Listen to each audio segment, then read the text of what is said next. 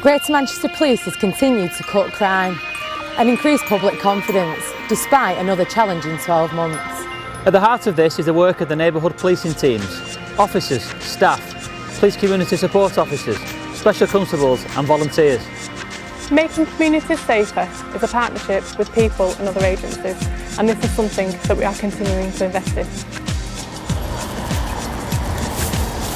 In 2012, we will continue to enhance ways in which people can get involved in tackling crime and antisocial behaviour, including community-based budgeting. Between April 2011 and March 2012, crime was reduced by 9%, which is nearly 20,000 fewer victims. Domestic burglary was down by 14%. Vehicle crime by 17%. Antisocial behaviour by 9%. And serious violent crime was reduced by 18%. And in the past 10 years, the level of crime in Greater Manchester has almost halved, down by 46%. We received more than 2 million calls for assistance.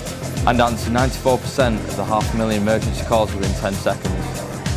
On our roads, there were almost 7,000 casualties involved in collisions. There have been continued improvements in how people feel about where they live, with perception levels of drug dealing and antisocial behaviour continuing to fall. We know people want to have a say in the way their area is kept safe. We are continuing to run local meetings, develop local networks and use social media such as Twitter and Facebook so people can get involved. During the last year, we've continued to fight serious and organised crime, and we've been able to recover £7.4 million using the proceeds of Crime Act. These crime groups prey on local communities, and we've dismantled many, stripping them of their assets, which have been reinvested into local community initiatives. We've also established a public protection division to ensure that we can help those most vulnerable within our communities. This will ensure that specialist teams can provide the best possible support to victims and neighbourhood officers. The financial challenges of recent years remain with us, and we are working hard to identify efficiencies in order to save £134 million by 2015. We've had to lose more than 1,000 staff, which has been a difficult process. We've also been looking to work differently to respond to community needs and be as efficient as possible. We've reduced the number of inquiry counters and provided other ways for people to access our services. We are reviewing to see what we can do to make sure we have the right people in the right places doing what matters.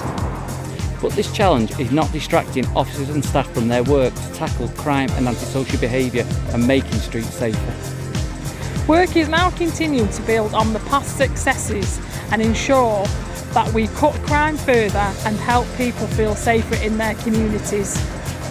Our priorities for 2012-2013 are: reduce and solve crime, Help keep people safe, Increase confidence in policing, Counter the threats of organised crime and terrorism, Reduce antisocial behaviour, Deliver value for money. This report has provided an overview of what Greater Manchester Police has achieved over the past 12 months. We have had significant successes, but we can only do this with your continued help and support now and in the future. Together we can protect communities and help keep people safe.